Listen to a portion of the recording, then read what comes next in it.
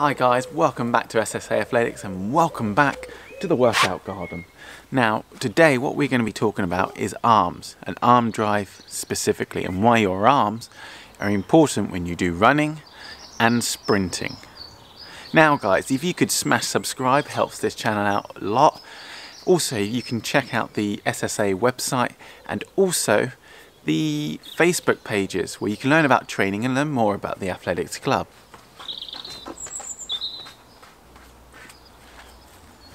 Arm drive is highly important in athletics, and you may have heard it when I've talked about in the workouts, talking about driving your arms, picking your pocket to eye socket. Now if you want to watch any of those workouts, which we do in the workout garden here, you can do in the link above. We'll show you the playlist. Now in athletics and track and field, we drive our arms because, strangely enough, the faster your arms go, the quicker your legs go. Quite odd for me to say that, and you might think, well, that doesn't sound quite right, but it is, trust me, it is. So when we drive our arms, we have this natural effect. For the faster we drive our arms, the legs will then want to turn over quicker. Thusly, we have a slightly longer stride, slightly more energy in the stride, therefore we sprint faster. Now in running, the running arm technique's different to the sprint technique. So we will get onto the running arm technique after we first talk about the sprint technique. So when we're talking about our arm drive, you want to drive from the shoulder. We're not talking about just moving your arms, because we need to see some kind of drive from the shoulder. Otherwise, it looks like you're just doing karate chops or Swedish massages, and that's not good. We don't want that, because you're not driving the arms back, creating that action that will help you run faster. Now when we're sprinting, we want to drive the arm back as quickly as possible, because all these back muscles here then interact, creating a reaction and forcing our arms forward. So the faster you drive your arms back, the faster they'll go forwards. Demonstrate, let's try this at home. So if I just drive my arms forward, I'm not getting this reaction backwards. So let's drive from the shoulder, our arms back. Do you notice a difference? Can you notice a difference in yourself as well? The faster we drive those arms back, the quicker that arm goes forward. Now we've got that worked out, we're going to show you the technique. So when we do the arm drive, I really should state there are two techniques that we utilise in sprinting. One that is generally wider used, and another one that came into prominence or had in prominence in the late 2000s, but it's rarely seen these days. So basically, but regardless of the technique, this is what you must do. So we want our arms 90 degrees, we drive it back, we pass the pocket, this here, and we come up into this position, 90-degree angles. 90-degree angles, like here. And what we want to do is we pick the pocket. So if you watch my left arm, I'm picking the pocket and I come up with my thumb in line with my eye socket. So remember this phase, pick the pocket, pocket to eye socket. Or pick the pocket, pocket to socket. Remember that, because that will help you visualize the technique and how to drive your arms.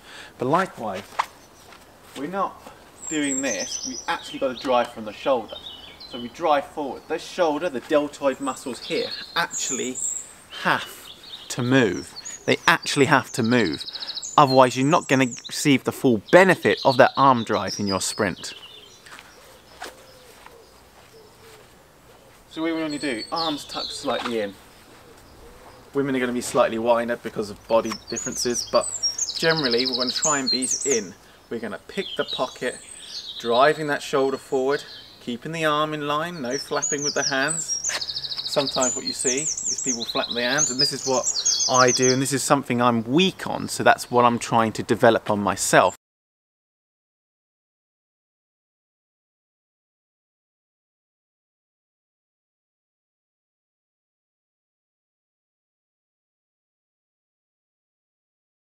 Because my arms are a little bit too low at the moment, so if I can practice getting them higher, I should be able to get a faster time.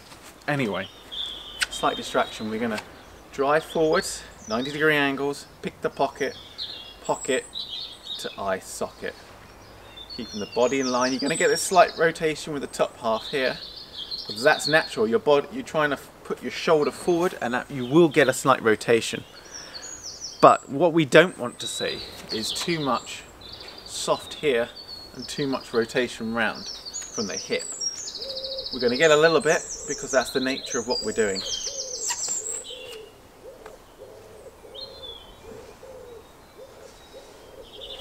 Just like that. Now, as I mentioned, there's another technique that's not so widely used. Generally, we want to keep bent like so with our arms. And we keep bent because it's easier to drive forward. Now, there was a technique, and it's mainly for the more expert guys, is where they drop their hands down and then they come up like so.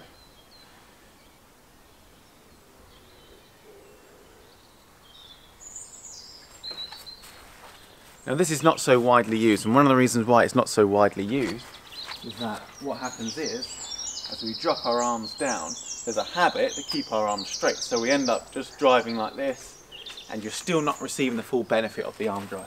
You want to be bent and you want to drive forwards. Now what this technique does, for the sprinters at least, is it utilises less energy to be able to do. It's a lot quicker of an action to do. That's why it was popularised in the late 2000s. It's not so widely used now because of those limitations and weaknesses. But likewise, a recap of that particular technique. You still want to drive the arms. So we drive up.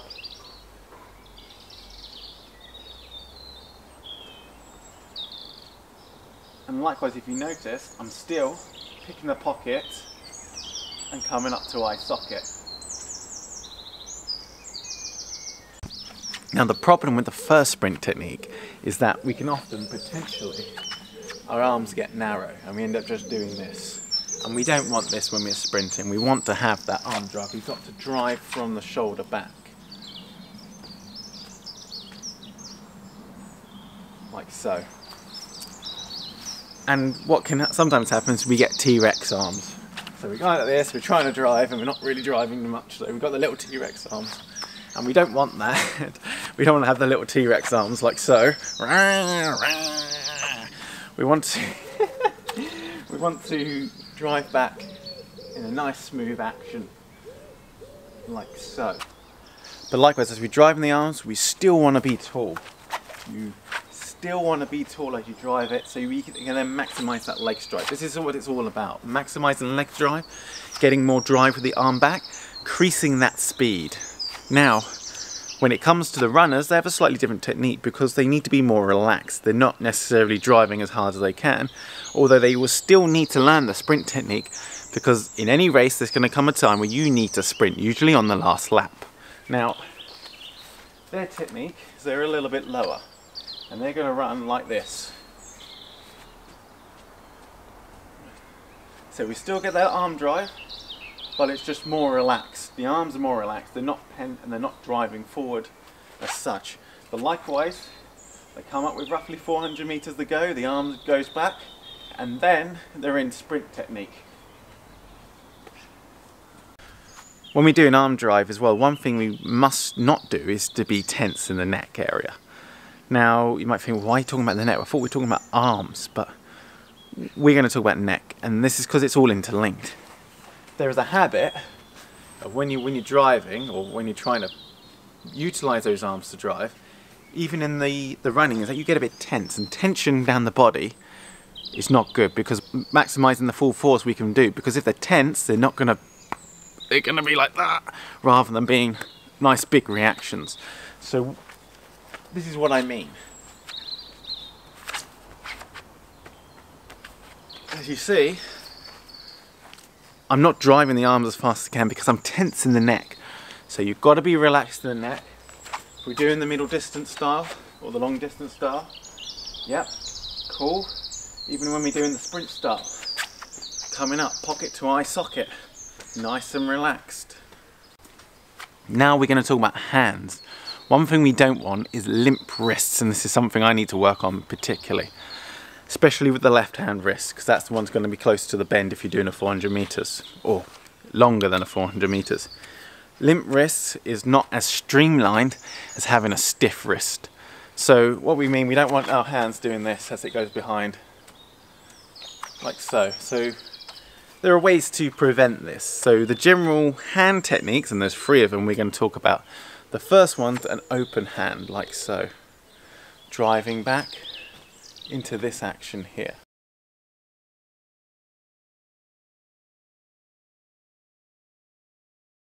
The second technique you could utilise is what we call a pencil grip, which is where you hold like hand like this. Now what happens is most people will relax and they end up going in this position anyway.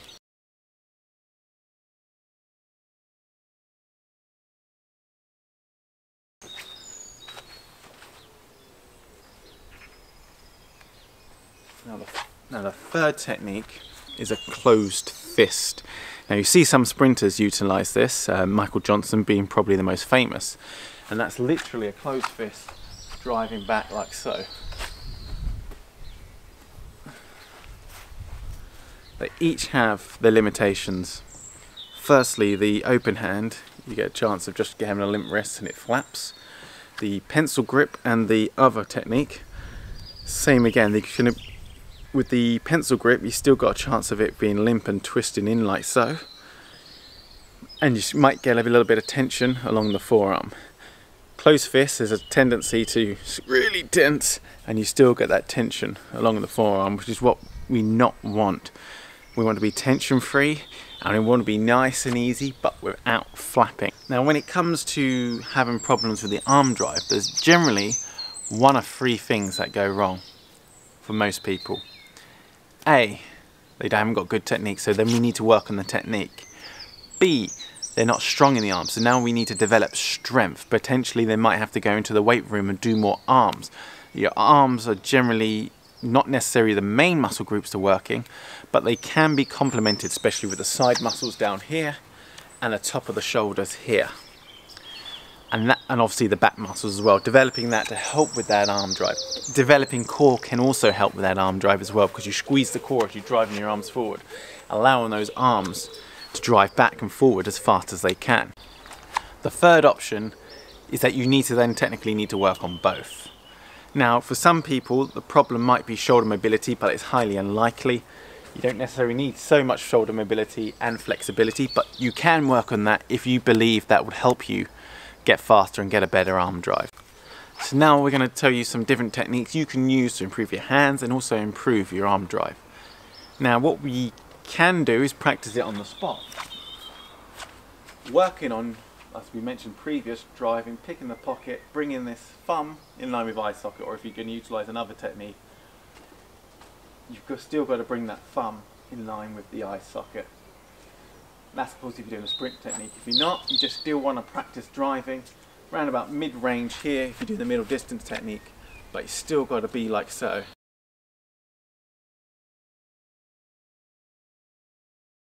Now what we can do is isolate those drills. We can do this by isolating by sitting down on the ground. So what we're going to do, slightly wet ground, lovely, lovely dew in the morning. So what we do, by sitting on the ground, we technically have isolated our top half and our bottom, so our top half and our legs, so that we can just focus on getting this arm drive. Right, now obviously you're not going to be able to extend the arms down into that sprint technique and come up because the ground is preventing you from doing it. So you can practice the arm drive, pocket to eye socket, in those 90-degree angles, like so. And of course you will get this natural rotation of the top half, but our legs are preventing us from doing it. The ground's preventing us from doing this. So that's another way to work on that technique. Both of those techniques are not the same as actually doing it on a track, actually running and sprinting and utilising those arms in that moment, because we're stationary, we're not moving. Now the third technique is to utilise an elastic band, and what we can do is, imagine there's a wall here, we tie the elastic band around the fence of the wall and we do different exercises where we drive back against that, and that will give you a resistance to come through. You have to drive our arm back in order to get that resistance to drive your arms forward, and that's basically working on that technique. And of course we can do other drills where we have it against the wall, or even weights for instance, building up that strength area there try and working on those areas, doing different arm exercises with weights, lifting weight, but not just doing bicep curls and tricep curls. What we can do is utilize different weight bearing exercises that will develop these side muscles here, develop the shoulders, develop the back, and develop down the arm. So in summary, you want pocket to eye socket, working on moving those shoulders, no karate chops, no Swedish massages. And in terms of the hands, you've got to have hands that are comfortable for you to be able to drive, that prevents flapping and also prevents being tense along the forearm. If you can get those, you should be able to run faster, because the faster your arms drive back, the faster your arms move, the faster your legs move. In terms of middle distance, the middle distance technique is different to the sprint technique. We showed you two different sprint techniques. The standard bent arm one to the arm where we drop the arm down and come up. Middle distance, a little bit more relaxed, but you still need to be able to work on the sprint technique, because there's going to come a time in the race where you will need to sprint. I hope you enjoyed this video. I'm Adam McCarthy of SSA Athletics. Smash subscribe, really helps the channel out. Smash that bell, check out the websites and the Facebook pages, and I will see you in the next one. Utilise your arms now, or shall I say, wave goodbye utilising an arm drive. Doesn't really work.